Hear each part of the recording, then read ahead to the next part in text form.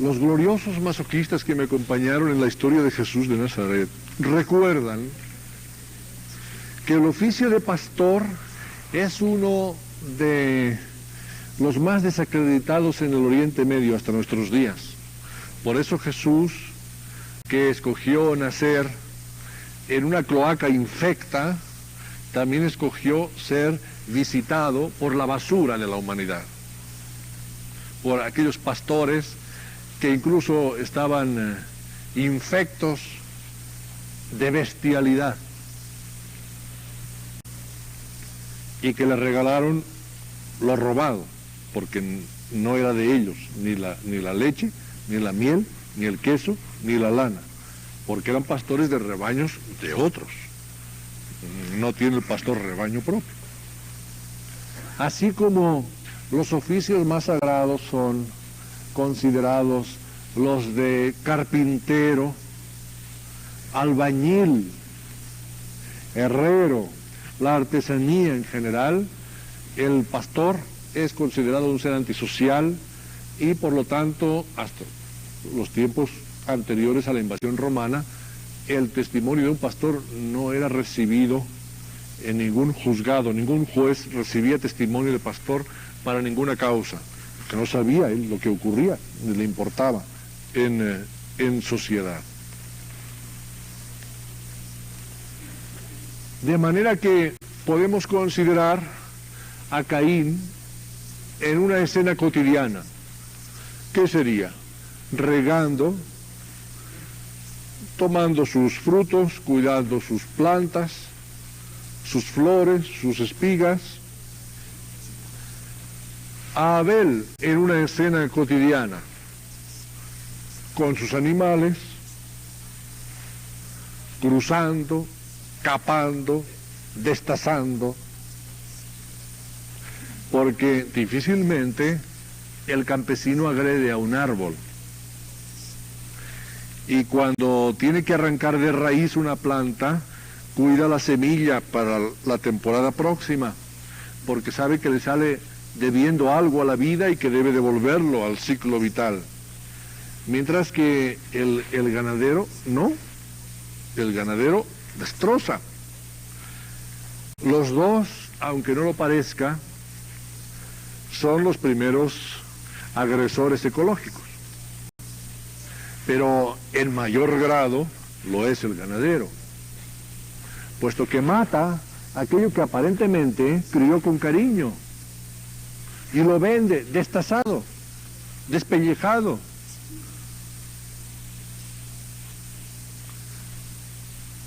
Es gente de sangre. Es gente que empuña el arma para matar aquello que cuida y que por lo tanto lo cuidaba para matarlo. Es un utilitarista. El campesino llora cuando un árbol se cae desenraizado. Y los surcos en la cara del campesino son tan respetables como en la tierra arada. Es una cara trabajada, una cara surcada. El ganadero, pues ya han visto ustedes, es un ser terrífico, el carnicero, el agresor por excelencia. Hay pues una radical diferenciación caracteriológica. Vaya, el uno es un poeta y el otro es un bruto. Pero es que si no, no habrían escogido esos distintos menesteres. Caín, labrador voluntario, junto al labrador obligado, está representando la idea de rehabilitación de un castigo. Abel está representando la idea de regresión a la animalidad. ¿Que estoy exagerando? Pues claro que estoy exagerando. ¿Y por qué no voy a estar exagerando si durante tantísimos siglos se está exagerando al revés? Pues que una noche se exagere en favor de Caín, ¿y qué? Pues claro que se tiene que exagerar. Nunca tengan miedo de exagerar en favor de alguien. Ténganle miedo a exagerar en contra de alguien. Pero en favor, mándense. Mándense exagerando en favor de alguien, porque con la medida con que juzguemos seremos juzgados. San Caín.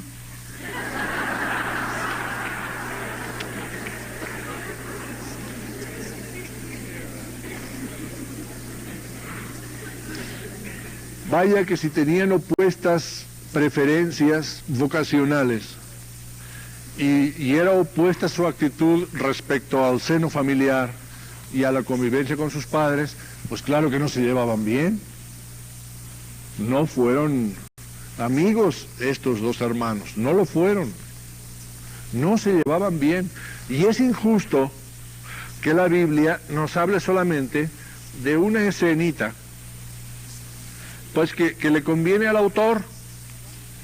Pero ¿cuántas veces no se habrán peleado estos dos muchachos? ¿Y cuántas veces creen ustedes que habrá ganado quién? El pobre poeta, débil seguramente, y romántico, quizá incluso un tanto tuberculoso. Y el otro que está acostumbrado a luchar con los grandes animales, con los jumentos. Él inventó el buey. Él fue el primero en capar un toro. Ese es ser antinatural. Abel fue el primero en agredir hasta tal punto a la naturaleza, de transformar al animal más majestuoso en una caricatura viviente. Pues claro que muchas veces se pelearon, y naturalmente que la mayor parte de las veces que se peleaban ganaba el fortachón, pero eso no nos lo dice, nos dice solamente de una vez, pues que fue distinto el final. Pero nos imaginamos, si se está peleando un campesinito con un ganadero, pues el golpeado era siempre el poeta, el de las espigas, el de las flores. Además, el otro ya manejaba quijadas de animal como arma. El incidente que provocó la tragedia en sí mismo, tal como está explicado en la Biblia, no resulta suficiente, ni desde el punto de vista moral, ni desde el punto de vista psicológico, para justificar la agresión violenta. Estos se la llevaban ya jurada desde años, el uno al otro. No eran amigos, ni tan siquiera se veían a menudo. Muy posiblemente Adán y Eva, ya desde el paraíso, eran vegetarianos. No tenían ellos por qué sentir la necesidad de comer carnes en una época en la que no se conocía todavía la cocción. Si es que son los primeros.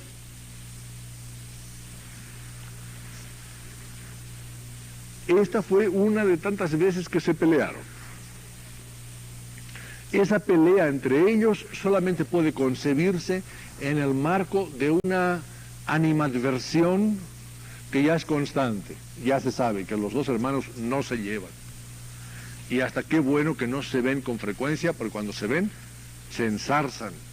Era una pelea cuerpo a cuerpo. Son tan extraños el uno al otro, que las tradiciones extrabíblicas, las tradiciones árabes, por ejemplo, nos hablan de que existía seguramente alguna otra motivación que los mantuviera en esa enemistad constante.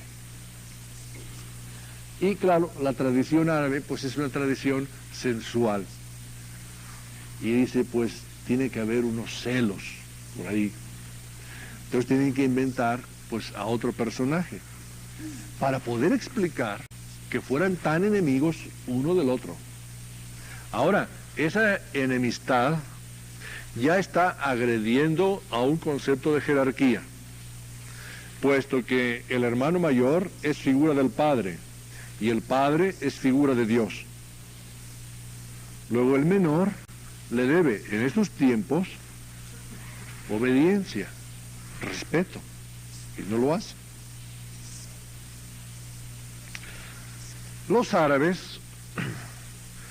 en sus tradiciones, claro, en vez de Caín y Abel es Cabil y Jabil, pero dicen que se pelearon por una hermanita. Pues no había de dónde más, pues ni modo. La primera niña que surgió, pues tenía que ser hermanita suya, y que se andaban peleando por el amor de esa primera mujer disponible, que en cada parto, después de Caín, de Abel, de Set, de muchos más, dicen los árabes, en cada parto, pues como que parecen recordar los más antiguos haber oído que Eva tenía partos dobles siempre, de un niño y una niña, que luego pues ya venían juntos a la existencia, ya quedaban destinados para la conjugación y eran matrimonios naturales. Ya Dios los traía así, casaditos, ya nacían hermanito y hermanita. Solamente que en ese parto primero, pues ya ven la primera vez, pues dicen los árabes, nacieron Caín y Abel. Y ahí vino la dificultad. Es decir, que el otro estaba sobrando. Es más, el otro había tomado el lugar del ser amado que no pudo nacer. Y es interesante como el árabe, aún en su implicación sensual, le buscó una trama tan honda y complicada a la conflictiva. Y que pues de otro parto nació una niña, Lebuda, y ellos se la disputaron. Solamente que en posteriores redacciones de texto, pues así como se peinaron tantas cosas, Lilith incluida, pues también se peinó el asunto de Lebuda, y se quedan los dos muy enojados y no sabemos por qué. Dice la tradición árabe. Y que Eva tuvo 240 hijos e hijas, es decir, 120 partos.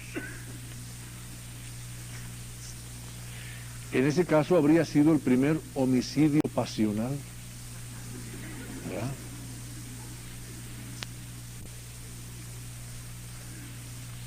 La mitología no árabe, bueno, no transmitida por los árabes, porque el árabe, con todo respeto, no generó nada, pero transmitió casi todo, de donde pasó. Pero las mitologías mediterráneas dicen, sí, en el principio hubo un incidente original, y a partir de ese incidente, pues como que se desatinó la brújula de la conciencia del ser humano, y empezaron a ocurrir males. Pero no porque fueran malos, sino porque se habían descontrolado por el pecado original. Pensamos en que pueblos que fueron gloriosos y siguen siendo grandes, como el latino, no solamente reconocen, sino que se jactan de haber fundado capital con sangre fratricida. Y a nadie se le ocurre decir, pues qué bruto fue este Rómulo o Remo. Ya la mayor parte ni sabemos si Roma tomó el nombre de Rómulo o de Remo. Y como no hay ahí preocupación hebraica, penalista, a nadie se le ocurrió preguntar, ¿y quién es el bueno? ¿Y quién es el malo? Pues no hay bueno ni malo. Uno se murió y el otro sobrevivió. Eso aconteció, formó parte de lo que sucede. ¿Por qué tiene que ser el malo? Pues no, sencillamente sucedió así, Y los latinos están muy contentos con la fundación de Roma, con la sangre del hermano sacrificado. Es un rito sacrificial fratricida. Y no parece que uno haya sido el justo y el otro el pecador. Nadie se escandaliza de ello. Los celtas parecían recordar también eso de los partos mixtos de Eva, hasta que en uno tuvo a dos varones a la vez que fueron adversarios. El Mabinogion, la colección, pues la más antigua de poemas y de romances galeses ancestrales, dice, siglo XIII, más o menos de nuestra época: en muy numerosas ocasiones quedó ella embarazada, con el peso mixto de hombre y mujer, hasta que una vez, sin poder ocultarlo, parió a dos varones, Caín y Abilai. Y al crecer, cada uno de ellos trató de dar muerte a su hermano, que lo privó de la dulce compañía de la hermana que debió nacer en su lugar. Es mucha coincidencia. Asia Menor, tradición arábiga, oral, con extremo occidental, galés, es decir, tradición celta. Pensemos que el texto bíblico nos asegura que la reunión de los dos hermanos se debió a una iniciativa de Caín, que era piadoso y quiso ofrecer un culto a la divinidad. Culto a la divinidad. Culto consistente no solamente en presentación, sino en incineración de primicias de lo que cada cual trabajaba. Eso ya nos imposibilita de creer en esa cronología. Significa un altar, seguramente un santuario, desde luego el manejo del fuego, muy cómodo, un ritual establecido. Ya se nos volaron 30.000 años. Pero en fin, seguimos creyendo. Y dice el texto, también Abel hizo una oblación. También Abel hizo una oblación, de manera que la iniciativa primera, la motivación piadosa, voy a dar gracias a Dios, fue de Caín. Y el otro dijo, pues yo también. Bueno, hasta ahora, pues ni modo, pero está muy bien que el hermano mayor tenga la iniciativa piadosa. Ahora, las primicias que podía ofrecer Caín, pues sí, unas flores, unas espigas. Las primicias que ofrecía el otro, pues unos animalotes con sus grasas y sus sangres, aquellos animales aterrorizados que van al sacrificio como que ya lo presienten, ¿verdad? Con pues el terror vidriando en sus ojos. A Caín no se le ocurrió que se trataba de un concurso, de que a ver quién ofrecía más. Eso es muy posterior, a ver quién da más en el culto. A él se le ocurrió que tenía que dar de lo suyo. Y puso de lo suyo, pues unas espiguitas allí, las quemó, pues no pasó nada. El otro trajo animales, y claro, pues tuvo que hacer una enorme hoguera para incinerarlos. Se levantó, pues un verdadero incendio por las grasas de los mismos animales. Y dice el autor del texto, y Jehová, que estaba mirando, claro, desde arriba, pues el que mira desde arriba, pues sí nota que le están ofreciendo más culto en una hoguerota con los animales, con sus grasas, que el otro que apenas pues un poquito de humo y ni le llegó al Dios que está esperando la ofrenda. Dice, ¿y tú cuándo? Y pues ya lo hice. El autor del texto dice, Yahvé, Jehová, miró propicio a Abel y a su oblación, pero no miró propicio a Caín ni a su oblación. Cuidado, tiene que ser un autor muy posterior, muy de los nuestros ya, para que sepa lo que Dios estaba pensando. Eso solamente se ha sabido últimamente. Desde el Concilio de Trento ya sabemos lo que Dios piensa y cómo mira y lo que dice. Y que se asomó y lo miró y dice, ah, qué bueno, qué bueno. ¿Y dónde estaba el cronista situado para saber esas cosas? ¿Quién le dijo a este señor lo que Dios pensaba?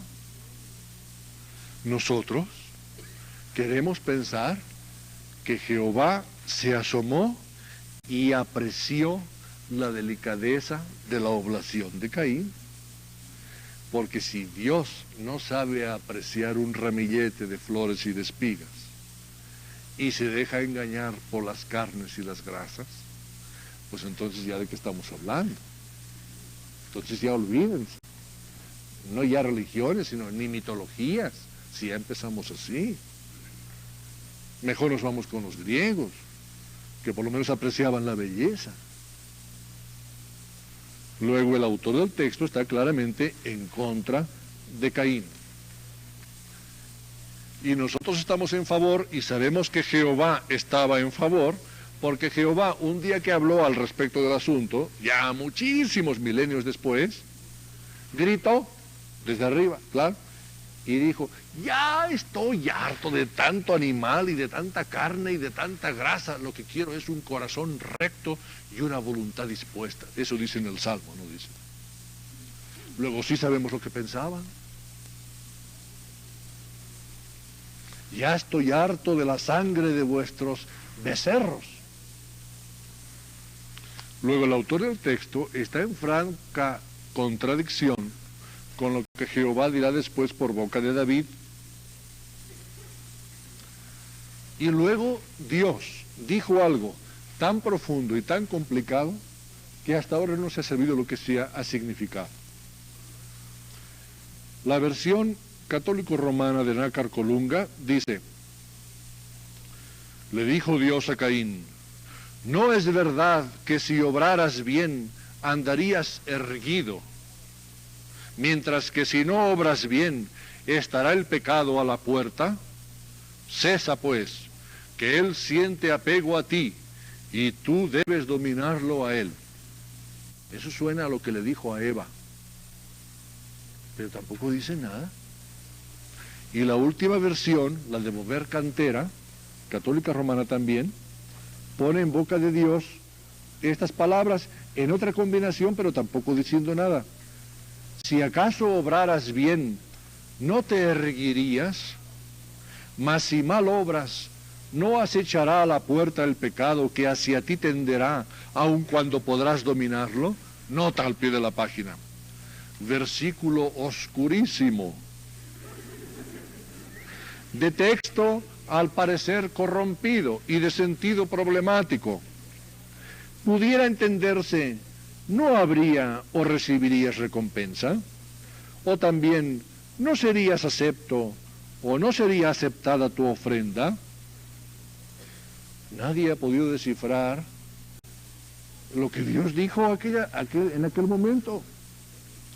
Pero nos inquieta pensar que un mismo término puede ser traducido por una Biblia como pecado y el mismo término por otra Biblia como recompensa y el mismo término en otra Biblia como ofrenda. Porque si es que andamos traduciendo así, entonces ¿en qué Biblia quedamos?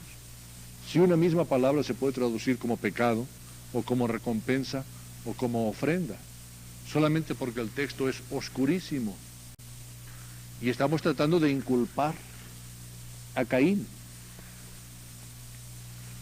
Imagínense ustedes que están en la escena de lo que ocurría, que están allí presentes, ven a Caín con su buena voluntad, seguramente entonando algún poema propio, durante el culto, y el otro matando y misericordia a sus animales.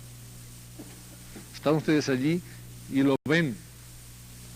Ven ustedes que la columnita de humo de Caín pues se levanta 1 metro y luego se difumina en el espacio, mientras que es espesa, es densa la columna que surge de humo blanco de la grasa de los animales, de la grasa y de las babas y del esperma de los animales del sacrificio de Abel, y sube la columna, y esas columnas luego, según la tradición muy posterior, son imágenes, son figuras, semejanzas de la oración que sube verticalmente.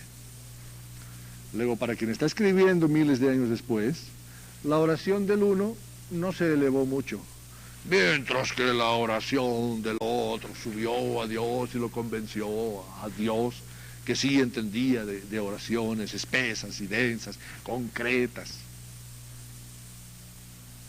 Y nos imaginamos la intolerable sonrisita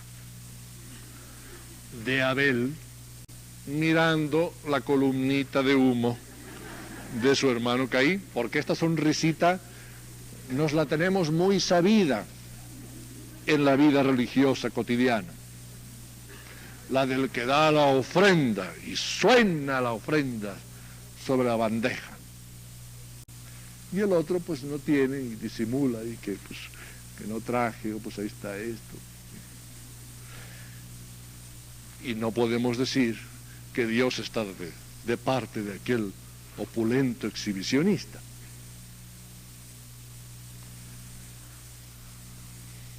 El hermano mayor se está pues burlando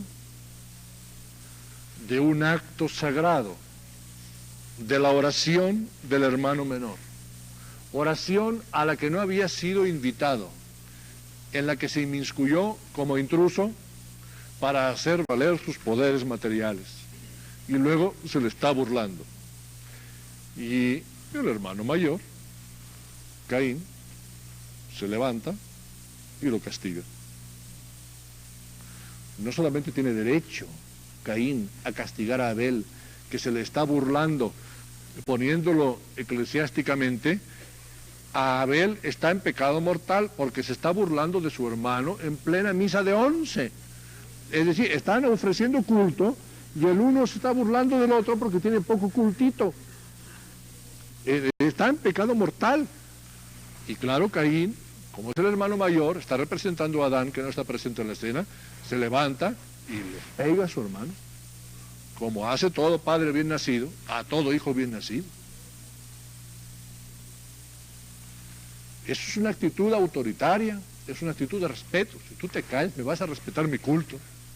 Tienes que estarte aquí burlando ni riéndote.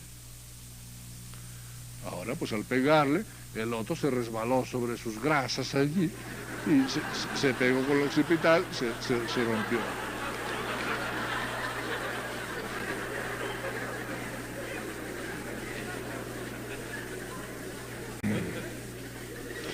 El lugar era resbaloso,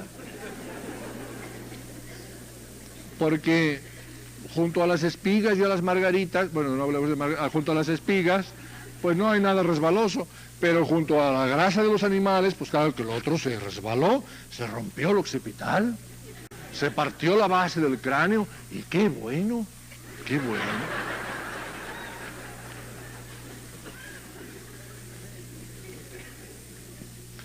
Es decir, ni tan siquiera el texto que está en contra de Caín, evidentemente, ni tan siquiera el texto nos está diciendo que lo mató, sino que el otro se mató. Hubo una muerte, pero no sabemos si hubo un homicidio. Es que dice que lo agredió y lo mató, sí, pero sí es un texto en el que la misma palabra que significa afrenta, significa recompensa, pues ya son ganas de traducir en contra de Caín también. Pues se mató, se cayó y se mató, perdió el equilibrio. De manera que si hemos de ser puritanos, Abel se fue al infierno porque se murió en pecado mortal. Ah, sí, se murió en pecado mortal burlándose de la oración de su hermano. Está en el infierno.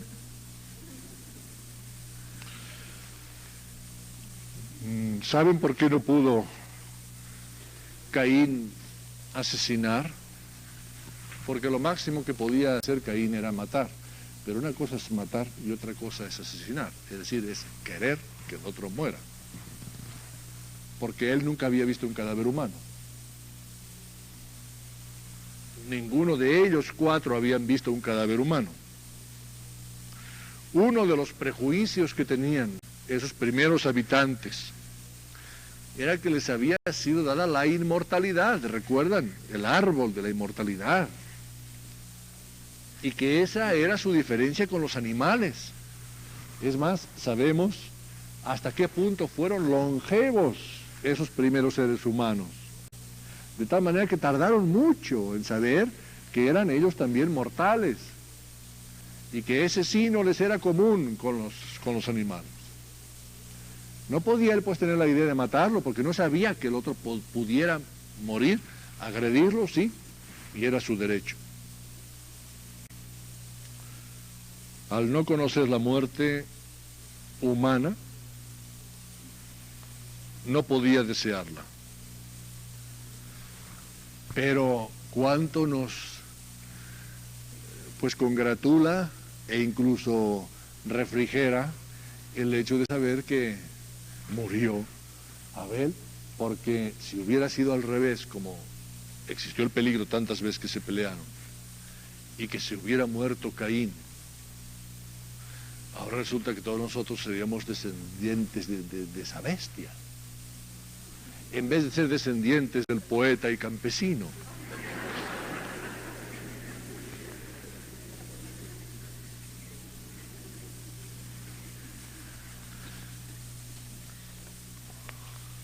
Apareció Dios y le preguntó a Caín, ¿dónde está tu hermano? Y Caín contestó, no lo sé. Y ha sido una de las frases más exactas, más honestas, más sinceras que se le han dirigido a la divinidad. No lo sé. ¿A dónde van los muertos? ¿Quién sabe a dónde van? Tú puedes decir, yo lo veo inánime. En todo caso, exánime. Pero ¿quién puede decir dónde está mi hermano? Solamente el que lo está preguntando. No lo sé. No es pues una respuesta cínica. Caín sabe que ha sucedido algo grave. No puede decir, está aquí. No, no. Aquí ha pasado algo importante. No sé dónde esté en este momento mi hermano, le dice a la divinidad.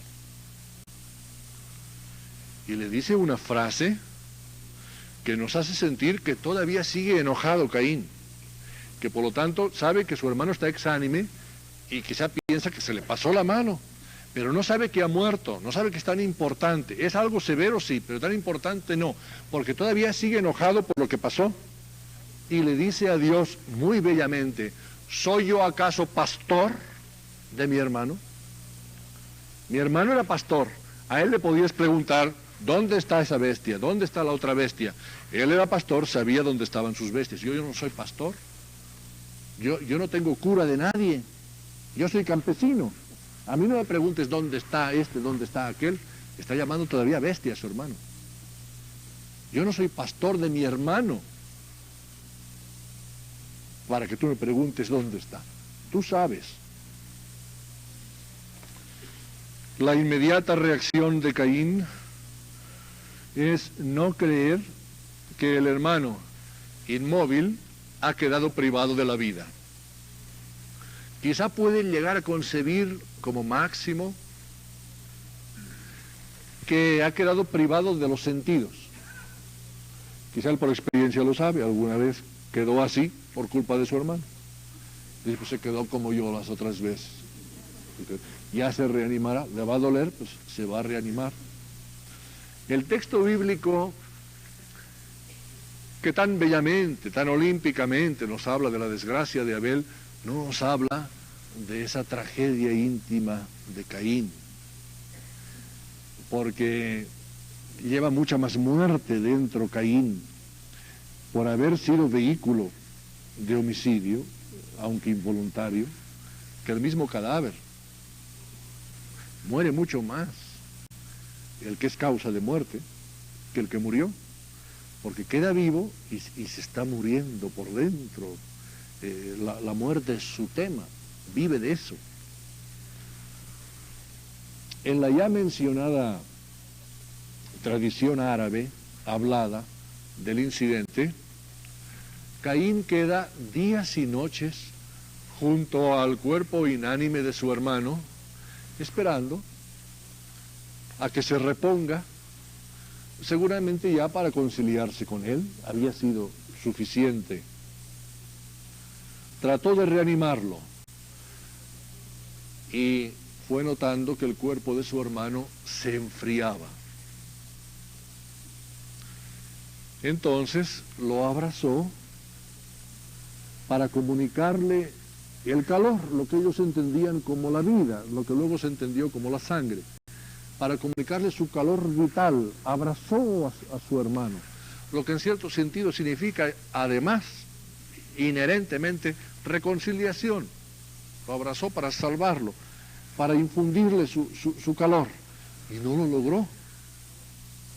Entonces ya sintió que había pasado algo trascendente, y se lo ató con lianas a su propio cuerpo y lo anduvo arrastrando, queriendo regresar al lugar de sus padres. Bella metáfora del que está cargando con lo acontecido, con lo que ha pasado, sea o no culpable, está cargando con aquello. Y aquello que él carga, el cadáver de su hermano, pues se va pudriendo, se va deshaciendo a pedazos putrefactos, se va cayendo.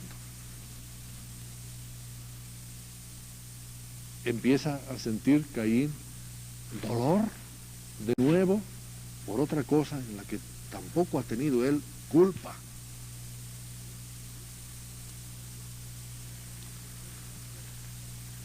Los perros salvajes y las aves de rapiña lo fueron liberando de las partes del cuerpo fraterno que todavía quedaban atadas con lianas al suyo.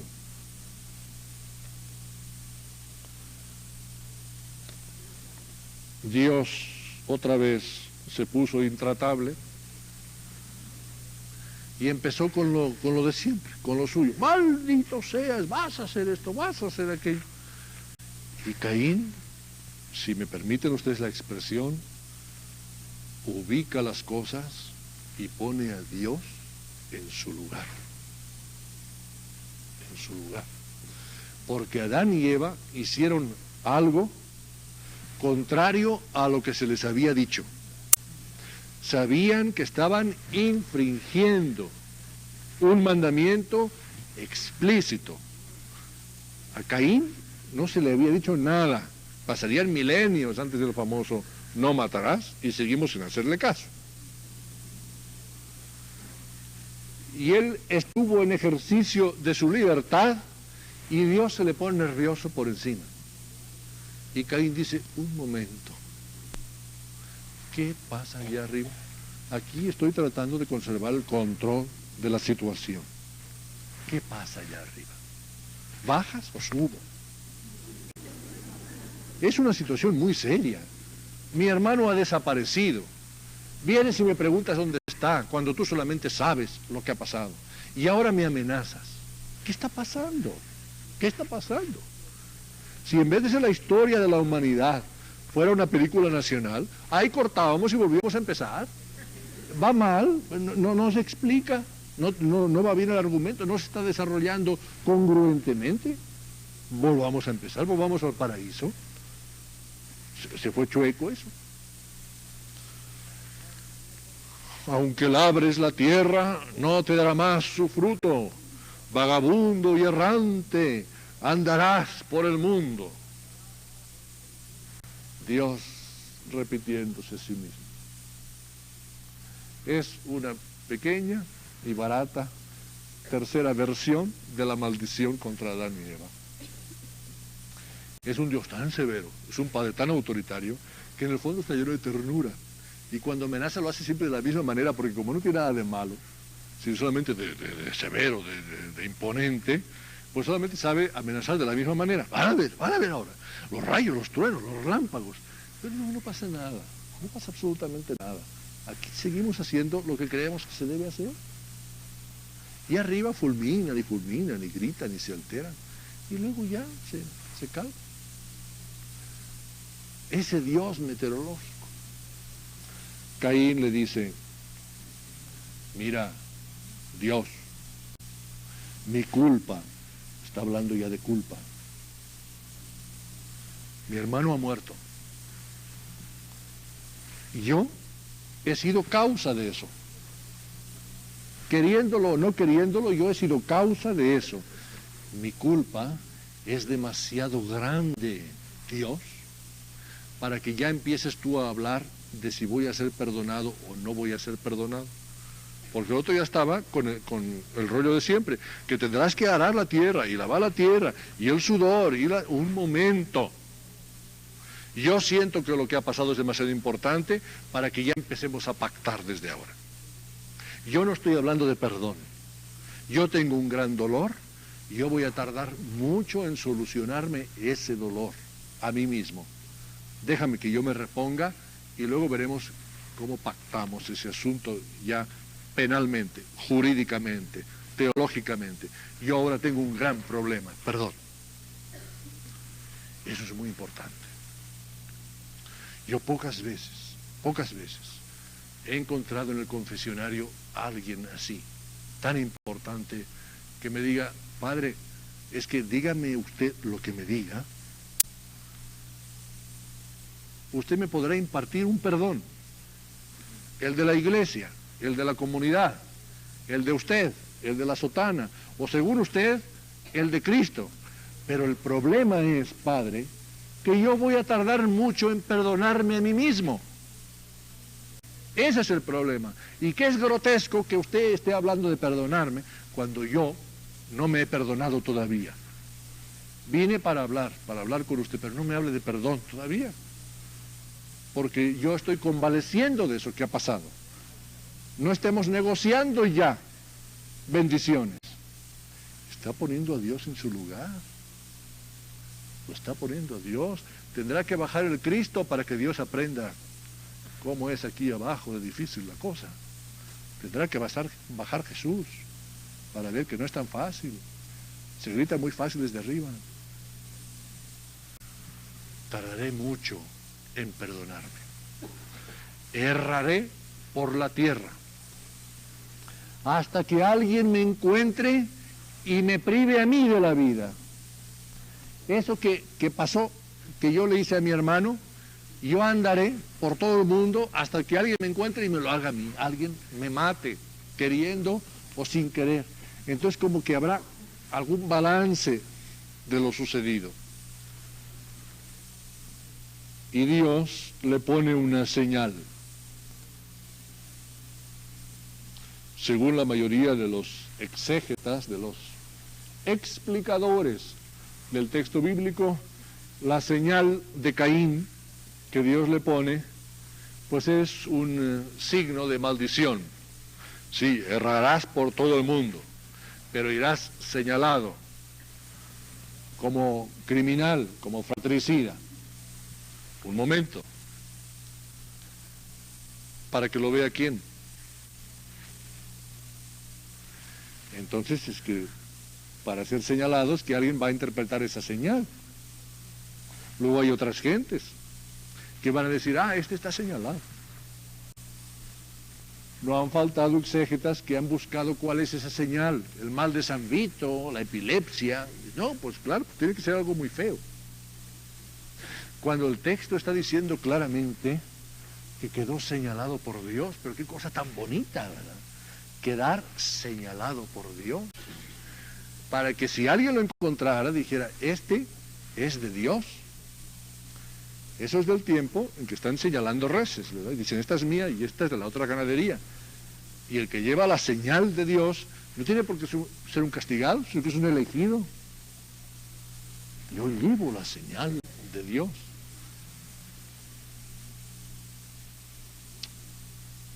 Parece ser, según uno de los 3 autores bíblicos, que Dios permitió que Caín viviera para que sufriera durante todo el tiempo posible y que cada día sufriera lo que hubiera hecho. Ni el uno ni el otro, ni Caín ni Dios cumplieron su palabra para fortuna de ellos y nuestra. Y Caín se separó del lugar en el que habían acontecido tan graves sucesos. No quiso volver a ver a sus padres. ¿Qué les va a decir? Sus padres tuvieron otro hijo, Seth, con un bellísimo nombre que significa restitución. Seth, alguien que viene en lugar de otro que se fue.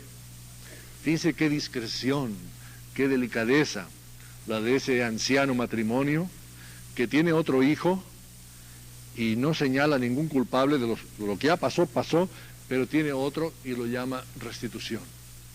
Se fue uno, viene este en lugar del que se fue. El cuadro familiar psicológicamente se nos antoja como el de una casa en el que, no queriendo, durante la infancia, desgraciadamente, un hermanito haya matado al otro. No en juegos, sino en violencia, pero en violencia infantil. De eso ya nunca se hablará en la familia, y menos ante el sobreviviente. Pero cuando nazca otro hermanito, se sentirá que es la restitución por el que se fue. Aquel Adán y aquella Eva no tienen derecho ya de culpar a nadie de nada. Ellos no pueden ser jueces de nada. Ningún reproche, ninguna acusación. Y la vida de Caín continuó. Podemos imaginárnosla por la expresión castellana de pasar las de Caín, ¿verdad? Que significa sufrir continuamente y en grado extremo. Eso es penitencia, eso es rehabilitación, pasar las de Caín.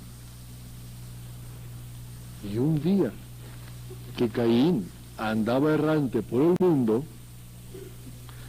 se cruzó con una señora que ya venía de regreso. Ahora imagínense esa señora, de dónde salía y qué habría hecho para que Caín se estuviera alejando de la Mesopotamia por lo que había pasado, y esta ya venía de vuelta. ¿Qué habría hecho esta mujer? ¿Y de dónde salía esa mujer? ¿Habría sido alguna hermana intermedia cuya existencia él no conocía? ¿Pertenecía a otro núcleo humano? Pues se conocieron en los caminos del mundo, es una mujer cosmopolita, y se comprendieron porque pues la Biblia tan masculina, tan severa, pues no se complace hablándonos del melodrama de esa pobre señora. ¿Quién sabe qué le habría pasado y cuál era su historia? Imagínense. Aquí hay una obra preciosa, literaria, ¿verdad? ¿De dónde sale y qué ha hecho para que cuando uno va para ser castigado, esta ya regrese? Esta ya viene ya presta para otra hazaña. Y se cruzan en el camino y se entienden y se aman. Pues son los dos gente atribulada, no son gente estadísticamente prevista. Esta no sale del súper, esta sale del océano. Esta mujer ha hecho algo terrible, seguramente también. Esta mujer se merece otra Biblia que no ha sido escrita o se ha perdido. Y se cruzan los dos son corsarios existenciales y se entienden perfectamente, son grandes protagonistas. Y se juntaron, y tanta era la fuerza demográfica de la época que fundaron una ciudad.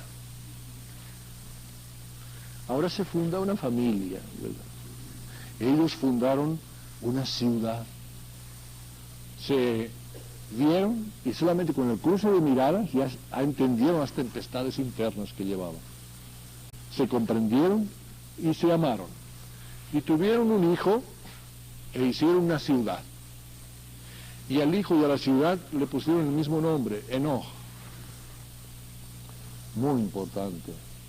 La labor que hace un hombre es como un hijo suyo, y eso lo tiene que entender su esposa. Lo que un hombre está haciendo es un hijo suyo, y le pide cariño y le pide horas a lo que él está haciendo, y la esposa se lo debe respetar. Es su enojo, es su ciudad, es su mundo. Le pusieron el mismo nombre a la ciudad y al hijo. Seguramente ese primer hijo fue la primicia de aquella ciudad. La Biblia del año pasado dice en una nota abajo: Caín construyó una ciudad amurallada para defenderse de sus enemigos, que piensa que le han de perseguir. ¿Quiénes? ¿Cuáles enemigos? Conocemos muy bien a Caín, porque es el primer pecador y es el primero de nosotros. ¿Quién es el enemigo de Caín? Caín. ¿A dónde podrá escapar de sí mismo? Lleva consigo al enemigo. Todo su mundo lleva. Y tuvieron muchos descendientes que se dedicaron a todas las artes y oficios, y fundaron más tarde la edad de los metales. Conoció Caín a su mujer, la cual concibió y dio a luz a Enoc, y estaban construyendo una ciudad y la llamaron también Enoc, como al hijo. Y a Enoc le nació Irad, Irad engendró a Lamac, y por fin a Adá, Silá, padre de cuantos tocan la cítara y la flauta. Y de la segunda mujer nació Tubal Caín, padre de todos los forjadores y artesanos de cobre y de hierro, otros 25.000 años. Pero está diciendo que las artes y los oficios nacen del sudor, del amor y del dolor, y de un afán de rehabilitación y de superación. Ya terminamos. En el libro de la sabiduría se dice que Dios perdonó a Adán y a Eva de su pecado. La iglesia, todas las iglesias que tienen santos, católica, ortodoxa, luterana y todas las pequeñas iglesias orientales, conmemoran la festividad de Adán y Eva casi siempre el 19 de diciembre. De alguna manera, pues, habiéndolos considerado como santos o habiéndolos canonizado sentimentalmente, aunque nunca se ha hecho el proceso de canonización, puesto que se les pueden dirigir oraciones. Adán y Eva pueden ser nombres de bautizados. En una fecha situada 6 días antes del nacimiento de Cristo. Dante vio a Adán y a Eva en el paraíso, en el 8º piso, estrellado, desde el que se veía ya la redención. Para Adán todo el mundo ha encontrado justificación. La última de la Biblia, Robert Contera, dice: es que él era relativamente libre, pero presionado por fuerte tentación y víctima de la angustia, y en grado grave, semideterminado por conjugaciones intercombinadas de factores antitéticos.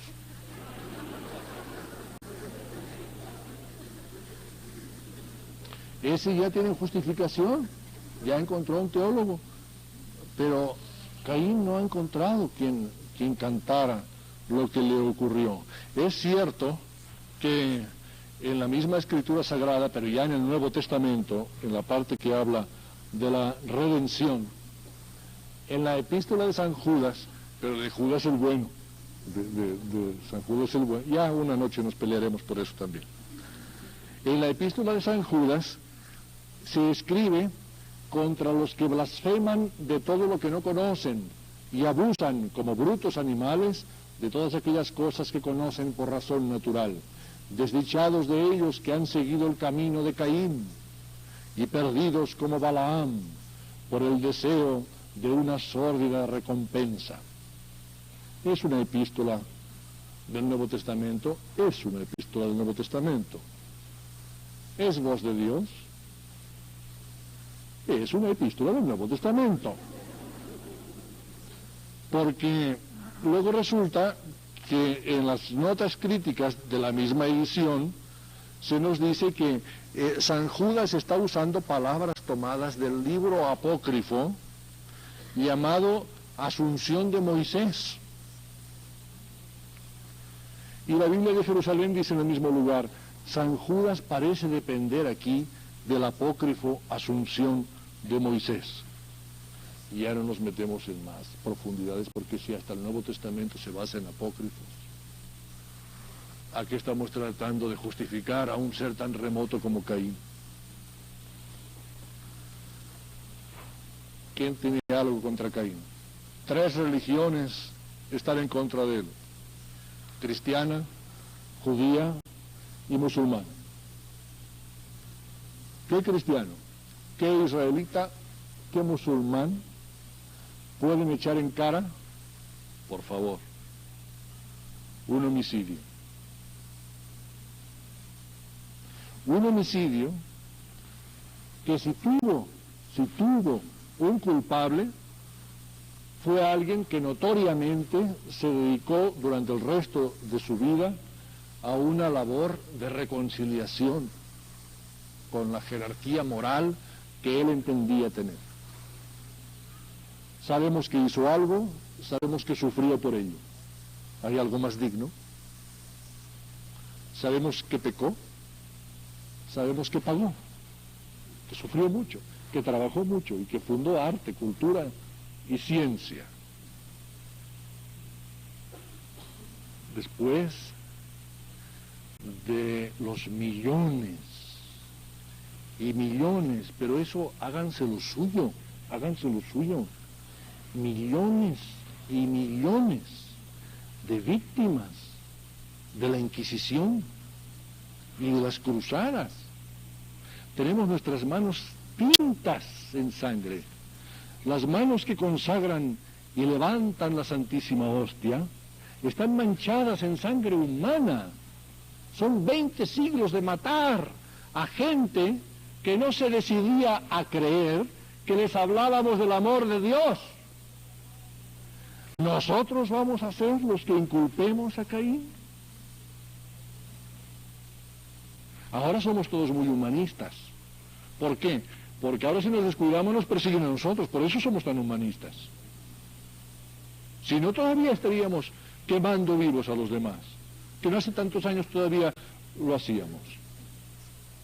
Y vamos a hablar de alguien que mató a alguien, gran cosa. Todos nosotros lo habríamos hecho mucho mejor, y en grandes cantidades industriales. El judaísmo, últimamente ha aparecido como víctima, realmente, ha sido víctima de grandes masacres desencadenadas por la gran discriminación racial que el mismo judaísmo inauguró y mantuvo durante milenios, diciéndonos a todos los pueblos que todos estábamos perdidos y condenados y que nuestros dioses eran falsos y que ellos eran los únicos verdaderos. Pues esto a la larga se paga, señores. Eso es discriminación racial y eso acaba pagándose. No se hizo por eso, pero es que la historia tiene sus balances. Esa fue la primera discriminación, decir que todos nosotros éramos víctimas de un error y que todos nuestros dioses eran falsos y que todos estábamos condenados y que ese solo Dios era el único verdadero. No los amparó esta última vez, tampoco. ¿Y cómo sufrimos con ellos? Pero ellos enseñaron a discriminar al principio. Y los árabes, pues esos ya no ni en contra, sino ni en favor, tienen derecho a decir nada. Porque lugares en los que han florecido tantas culturas, hagan ustedes a favor, la cultura persa, la cultura persa, Babilonia, Grecia, está hundida, 400 años de invasión musulmana. Miren lo que es Grecia, comparen esa Grecia de hoy con la Grecia de Pericles, son 5.000 años atrás, todavía balbuceando en una falsa democracia después de haberla inventado hace 3.000 años. Pasaron los árabes por allá, esa inundación, esta masa, que sí, desde luego, transmite pensamiento y sentimiento como la abeja transmite su polen. Ese Egipto, esa cultura egipcia, no es nada. Se hace una presa y se inundan allí todos los templos que ustedes quieran, no son suyos, ¿qué les importa? Y además es la única religión que tiene como decreto la Guerra Santa. Y la Guerra Santa supone masacrar al enemigo, y no tiene por derecho a hablarnos de la muerte de Caín. Pero al fin y al cabo, ni musulmanes somos, ni cristianos somos, ni judíos somos, porque somos incolor completamente, no somos nada. Ojalá hubiera entre los cristianos, mire, se sabría. A su alrededor habría un núcleo de regeneración espiritual, renacería la iglesia a su alrededor, se sabría, lo dirían los vecinos unos con otros, los trabajadores, se sabría si hubiera un cristiano verdadero. Por lo menos se sabría para matarlo a tiempo, para que no cundiera. Un hebreo congruente, un musulmán congruente, ojalá los hubiera. No somos nada, somos gentes de siglos de transición, todos somos iguales, gentes que todavía toleran que haya guerras, gentes en nuestros días se ha inventado esa bomba que solamente destruye humanos, pero no instalaciones, que es lo valioso. Lo sabemos todos, luego somos todos culpables y seremos recordados por eso. La generación de la bomba ¿de qué? Natrón, ¿qué es? Una bomba que solamente destruye seres humanos, lo único que es reemplazable, pero instalaciones no. Plástico, nylon, metales, eso no lo destruye, solamente vidas humanas. Esa bomba la tienen ya 7 gobiernos. 7 gobiernos la tienen.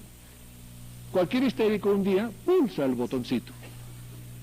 Y vamos a hablar de Caín. Buenas noches.